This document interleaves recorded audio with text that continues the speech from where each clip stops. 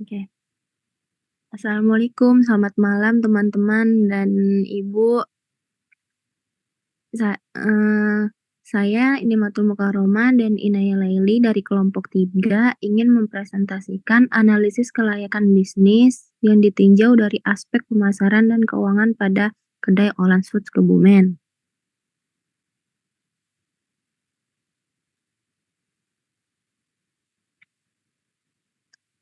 Daftar isinya yang pertama ada pembahasan, latar belakang, studi kelayakan bisnis, aspek pemasaran, aspek keuangan, metode penelitian, dan kesimpulan. Pembahasan. Kedai Olan's Food adalah kedai yang menjual makanan dan minuman, baik ringan maupun berat. Kedai Olan's Food berdiri pada tanggal 7 Februari 2019. Pemilik kedai Olan's Food ini bernama Hidayatun Azizah, yang seorang mahasiswi. Sebelumnya, kedai ini bernama Kedai Olan's Food Syariah, karena label syariah memang sedang diminati banyak kalangan.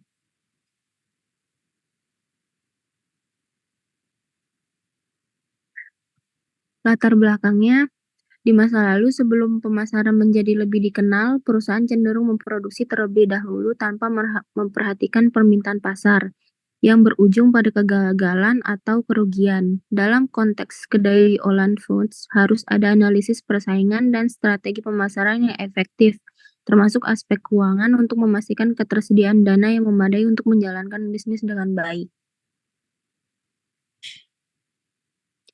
Studi kelayakan bisnis. Studi kelayakan bisnis adalah penelitian yang mengevaluasi apakah suatu rencana bisnis layak untuk dibangun dan dijalankan secara rutin dengan tujuan mencapai keuntungan maksimal dalam waktu yang tidak ditentukan. Tujuannya adalah untuk menghindari penanaman modal yang terlalu besar pada proyek atau usaha yang tidak menguntungkan.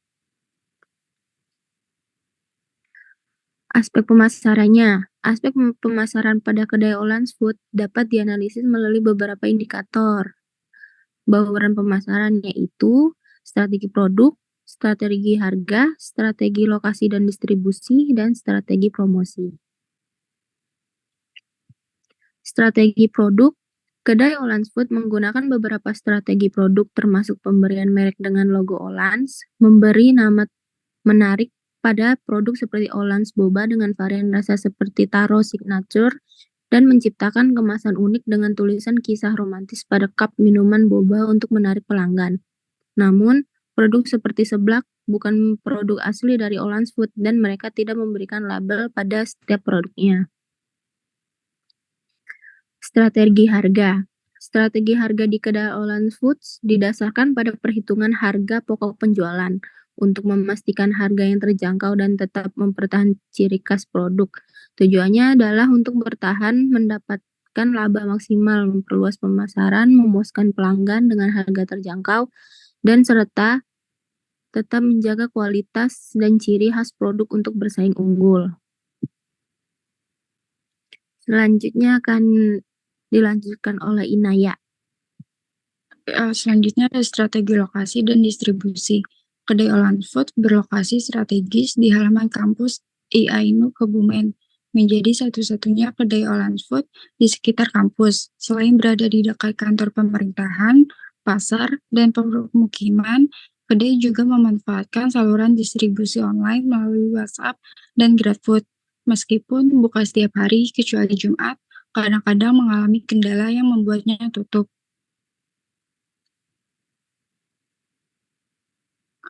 Lalu ada strategi promosi. Kedai Olan's Food menggunakan promosi melalui mulut ke mulut, WhatsApp, Instagram, dan pamflet. Mereka juga memberikan potongan pembelian dan menu gratis dengan syarat dan ketentuan. Pembayaran online melalui berbagai aplikasi juga tersedia dengan scan barcode. Follow Instagram @hidayatun_aziza07 untuk info lebih lanjut. Lalu ada aspek keuangan, yaitu modal awal untuk 100 kotak 5.000, yaitu 5.000 kali 100 kotak sama dengan 500.000. Harga jualnya itu 16.000. Modal untuk pemasarannya 200.000, yaitu melalui media sosial dan brosur.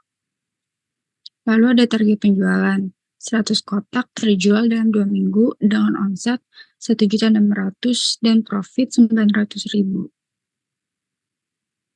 Metode penelitian. Membuat media sosial yang terkonsep dengan tampilan yang bagus, menjalankan iklan dengan jangkauan wilayah sekitar, mencetak brosur dan ditempelkan atau diberikan kepada orang-orang. Lalu ada kesimpulannya. Dari ide bisnis sederhana ini diharapkan dapat memberikan pengalaman tentang cara mencari peluang usaha, bagaimana bekerja sama dalam sebuah tim, dan cara memasarkan suatu produk. Sekian dari kelompok kami presentasi. Apakah ada yang ingin bertanya? Terima kasih Mbak Inaya dan Mbak Nikmatu. Presentasinya bagus sekali. Ini adalah contoh usaha yang sederhana ya. Ini ya, menjual makanan. Di sini produknya apa saja Mbak ini Mbak? Ini di gambarnya seperti es krim. Ini produknya apa saja ini Olans Food itu? Apakah ada seperti kue, es krim, coklat? Di sini apa? Itu loh di dalam jurnalnya yang dijual itu apa saja? Itu Bu kayak minuman kayak cup boba yang kayak misalnya es teh atau yang sekarang tuh kayak rasa taro kayak gitu Bu. Jadi kayak minuman bubuk itu yang diseduh gitu, terus dikasih topping gitu Bu. Terus yang lainnya tuh kayak makanan yang lain tuh kayak seblak, terus kue-kuean kayak gitu Bu. Tapi seblak itu bukan produknya sendiri ya, seblaknya ya? Iya, bukan produknya sendiri. Produknya sendiri tuh cuman dia minuman doang yang buat sendiri gitu Bu. Oh iya ya. Yang emang labelnya kedai Olans Food tuh. Ya, oke. Jadi ini khusus untuk minuman boba ya, dia ya. Olans Food-nya ya. Jadi sini. Nah, ini adalah contoh bisnis ataupun usaha sederhana ya, teman-teman juga bisa ya mencontoh ini ya dari jurnal ini bagaimana cara membuat usaha yang sederhana.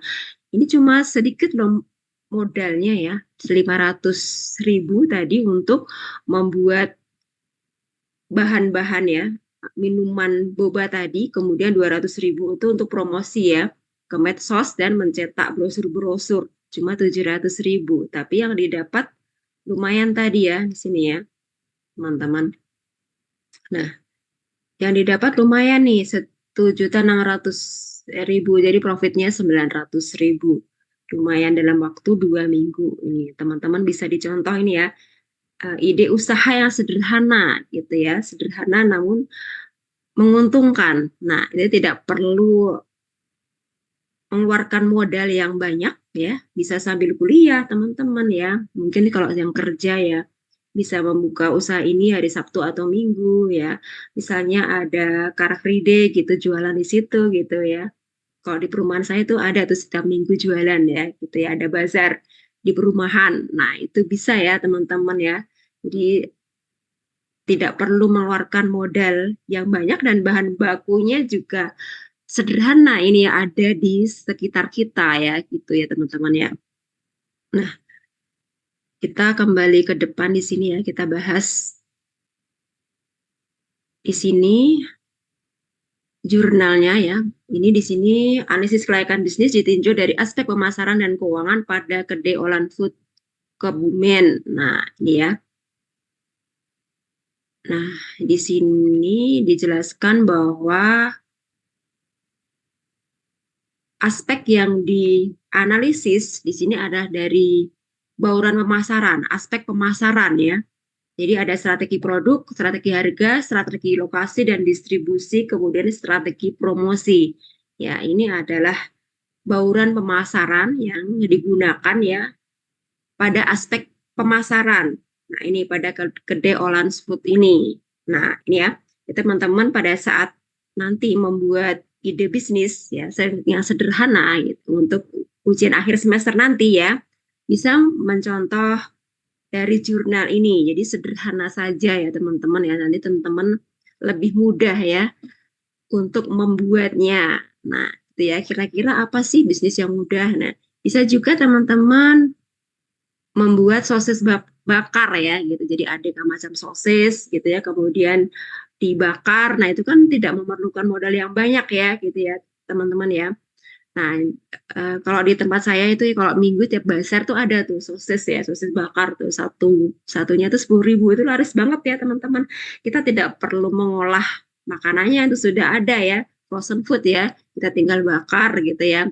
Gitu ya. Bisa juga pisang bakar. Nah, sederhana kan. Pisang bakar dengan beberapa varian rasa ya. Ya, toppingnya ya. Ada meses seres, kemudian ada keju, nah ada kacang, nah itu bisa ya. Jadi ataupun roti bakar. Nah, itu kan mudah ya, ide bisnis yang mudah ya, mudah didapatkan bahan bakunya dan modalnya juga tidak terlalu besar ya, teman-teman. Nah, itu labanya banyak sekali ya, teman-teman, keuntungannya ya. Nah, di samping itu juga bisa juga ide-ide bisnis yang sederhana itu kita menjual es lemon tea misalnya gitu ya, di bazar ataupun di event-event tertentu ya. Kita bisa menjual tuh misalnya satu satu gelas plastik gitu ya, kita pakai yang ada presnya untuk tutup atasnya, itu satunya tuh 5.000. Nah, itu untungnya banyak banget ya, kita jual lemon tea gitu teman-teman ya. Jadi tidak perlu modal banyak, tidak perlu bahan-bahan yang terlalu ribet ada di sekitar kita, namun keuntungannya lumayan gitu ya buat uang jajan ya teman-teman ya. Itu kalau kita memulai awal bisnis gitu ya, jadi tidak terlalu memakan modal ya, atau membutuhkan modal yang banyak, namun keuntungannya lumayan gitu ya teman-teman. Oke, ini strategi produknya. Nah, ini ya, jadi dia menciptakan varian rasa. Nah, ini ya. Jadi kalau kita memiliki ide bisnis, nah kita harus memiliki perbedaan ya dengan pesaing kita nih, ataupun keunggulan kita. Apa sih yang menjadi unggulan produk kita? Kira-kira yang bisa kita tawarkan ke konsumen itu apa sih? Nah, itu keunikannya, keunggulannya itu apa? Nah, gitu ya. Oh, kita itu sama-sama jualan boba, tapi boba produknya Mbak Inaya misalnya, itu ada varian rasa. Selain itu juga nanti dikasih topping apa, es krim di atasnya. Nah, itu kan enak ya gitu. Rasanya maknyes gitu, begitu kita makan itu ada es krimnya di atasnya. Nah, itu kan membuat konsumen atau pelanggan itu senang ya, bahkan tertarik ya untuk membeli produk boba tersebut ya, sama-sama minuman boba tapi punya Mbak Ina ya, contohnya ini memiliki keunggulan atau cita rasa atau varian rasa ya, gitu yang berbagai macam gitu, tidak hanya boba saja tapi ada beberapa toppingnya. Nah, itu harus dipikirkan juga ya, nanti pada saat teman-teman memiliki ide bisnis yang lain juga harus memiliki inovasi gitu ya, jangan sama dengan yang sudah ada. Nah, apa sih ya, yang menjadi keunikan ataupun keunggulan gitu ya dari usaha teman-teman. Nah, itu ya. Oke, teman-teman, mungkin ada yang memiliki ide bisnis yang sudah teman-teman cantumkan ataupun tuliskan. Kira-kira apa sih ide bisnis yang akan teman-teman buat nanti? Ada yang mau sharing ide bisnisnya? Mbak Maria mungkin? Mbak Maria, ide bisnisnya apa? Oh iya Bu, Ya, belum kepikiran sih Bu. ya, coba ya, biasanya kreatif nih Mbak Maria. Iya Bu. Mbak Ruby, nah Mbak Ruby ide bisnisnya apa kira-kira? Bakery mungkin Bu, mungkin ya Bu. Soalnya Oh, lagi jalanin ini Bu, mau urus badan POM-nya juga Bu. oh ya, oke. Mau masak sendiri atau diolah sendiri atau memanggil ahli?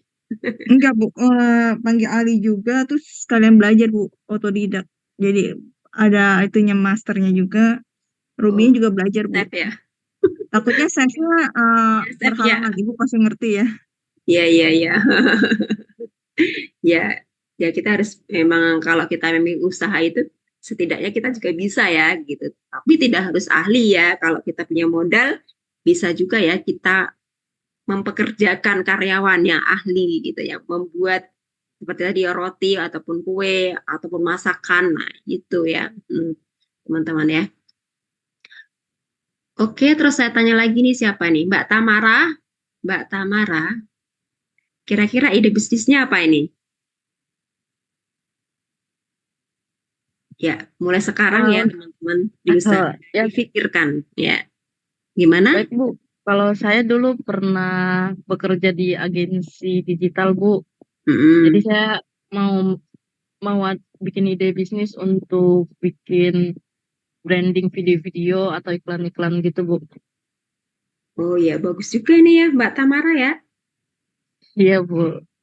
Usahanya boleh juga ya teman-teman ya. Ya, oke, dikembangkan Mbak. Kalau punya ide, dituliskan gitu ya. Kemudian berusaha ya untuk mewujudkan ide bisnisnya. Nah, teman-teman harus semangat dan mencari tahu ya bagaimana caranya untuk mewujudkan ide bisnis teman-teman itu ya. Mulai dianalisis. Nah, itu ya teman-teman, untuk itu belajar analisis kelayakan bisnis. Nah, gitu ya. Kira-kira apa sih keunggulan ataupun tren ya?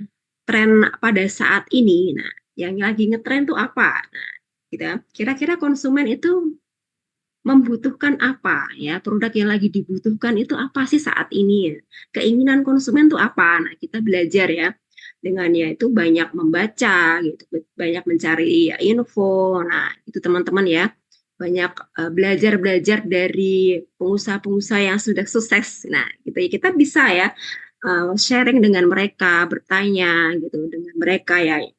Saya kira mereka mau kok kalau diminta untuk berbagi pengalaman gitu ya.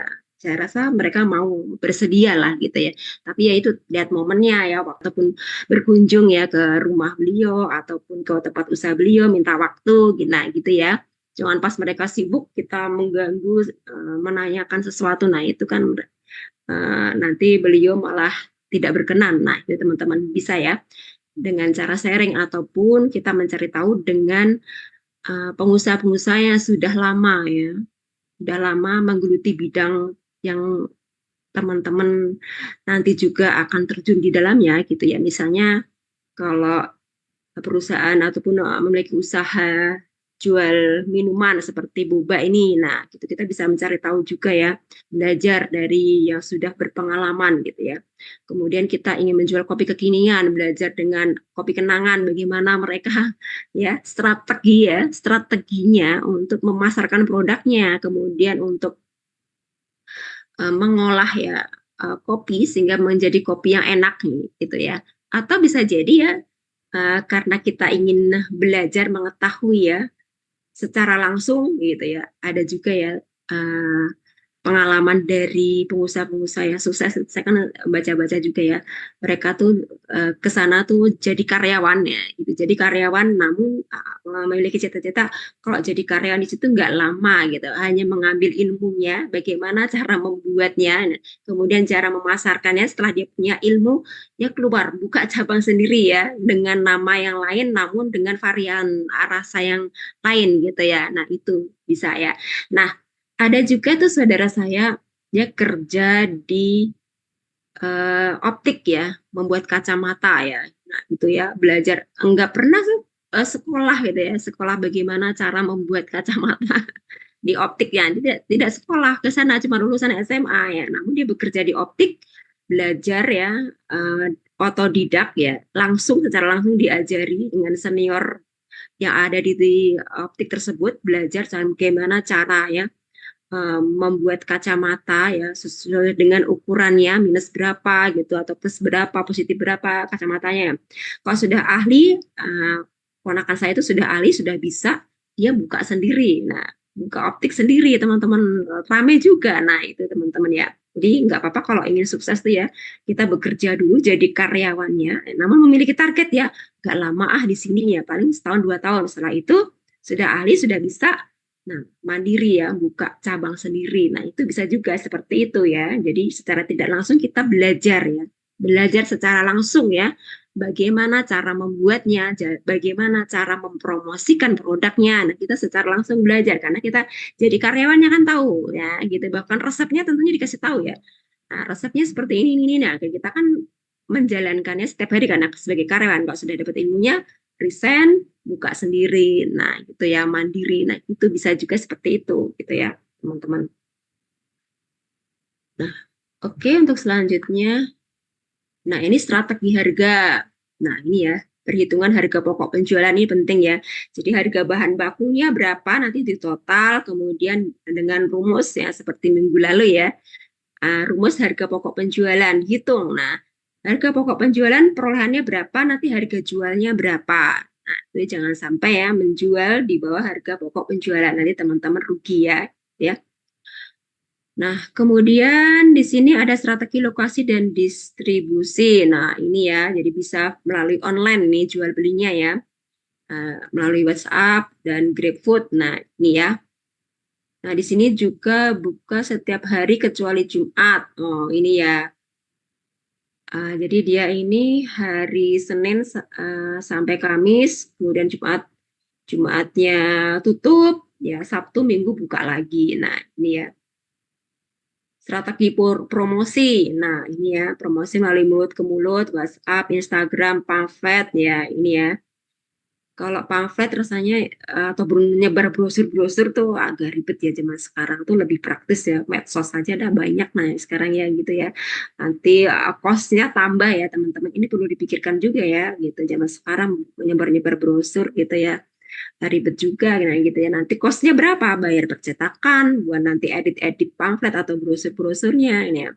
Sudah banyak media ya. Instagram, Facebook gitu ya dan media-media lain. Tadi kan jualannya online ya via online bisa selain datang langsung juga online gitu ya. Ya saya sarankan ya lebih baik ya dimaksimalkan saja medsosnya ya untuk promosi. Nah gitu ya. Jadi meminimalkan cost gitu ya kalau harus cetak brosur, pamflet gitu ya. Nanti kosnya berapa, belum nanti desainnya, biaya desainnya. Nah, itu kan nanti nambah kosnya ya gitu ya. Kalau medsos kan kita juga tinggal langganan aja wifi gitu ya. Sebulan paling berapa yang 290-an lah ya gitu ataupun 300 gitu ya. Sudah bisa digunakan untuk berselancar di medsos tuh sampai puas. Nah, itu yang lebih hemat ya daripada harus cetaknya. Di sini tadi saya lihat harga percetakannya aja 200 ribuan ya. Sama medsos tadi ya. Nah, ini 200 ribuan. Nah, ini teman-teman ya. Ya, kita sewa wifi aja nanti bisa untuk pelanggan kita yang datang langsung, bisa juga untuk keluarga juga ya yang misalnya yang di situ gitu ya langsung gitu ya digunakan untuk rame-rame gitu ya daripada harus cetak-cetak brosur. Nah ini ya. Nah ini target penjualannya 100 kotak terjual dalam 2 minggu. Nah ini lumayan ya. 2 minggu omsetnya 1,6 juta. Profitnya sudah dapat 900 ribu 2 minggu. Kesimpulan, nah dari ide bisnis dari ini diharapkan dapat memberikan pengalaman tentang cara mencari peluang usaha, bagaimana bekerja sama dalam sebuah tim dan cara memasarkan suatu produk. Nah ini ya. Oke, terima kasih Mbak Inaya dan Mbak Nikmatul ya presentasinya ya. Oke teman-teman ada pertanyaan? Ini adalah contoh usaha ya sederhana ya teman-teman. Nanti teman-teman pada saat ujian akhir semester kan saya minta membuat ide bisnis ya. Dari ide teman-teman sendiri, kemudian dari ide bisnis itu ya dianalisis ya. Minimal analisisnya itu 5 aspek. Ya, bebas ya. Aspek keuangan, aspek pemasaran, aspek SDM ya boleh ya teman-teman ya. Minimal 5. Nah, setelah itu teman-teman membuat dalam bentuk proposal ya, proposal bisnis ya. Nah, isinya analisis dari minimal 5 aspek ya. Kemudian dibuat PowerPoint-nya dan teman-teman presentasikan tuh ya. Nah, gitu ya. Nah, di sini saya ingin teman-teman itu mahir ya untuk berpresentasi ya di depan istilahnya bayangkan ya teman-teman itu berpresentasi di depan investor. Meyakinkan investor bahwa rencana bisnis yang akan teman-teman kembangkan atau teman-teman jalankan itu layak ya. Layak untuk dijalankan dan investor itu merasa yakin bahwa bisnis tersebut layak sehingga investor itu mau menanamkan modalnya. Ini seolah-olah seperti itu, teman-teman berlatih ya. Ya, gitu ya.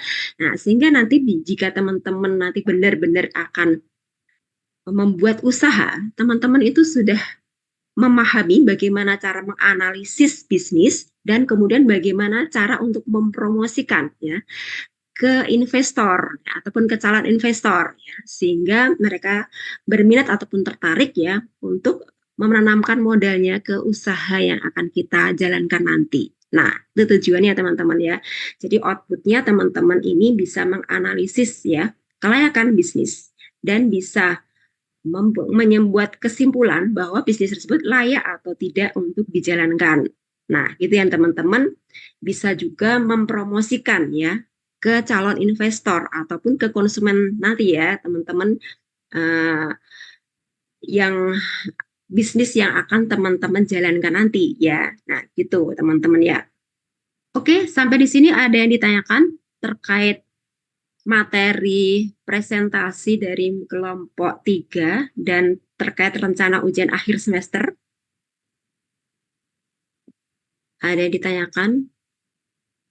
Jam 20.10. Bu, mau nanya Bu, maaf.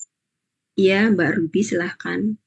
Jadi nanti UASnya kita bentuk PPT Bu?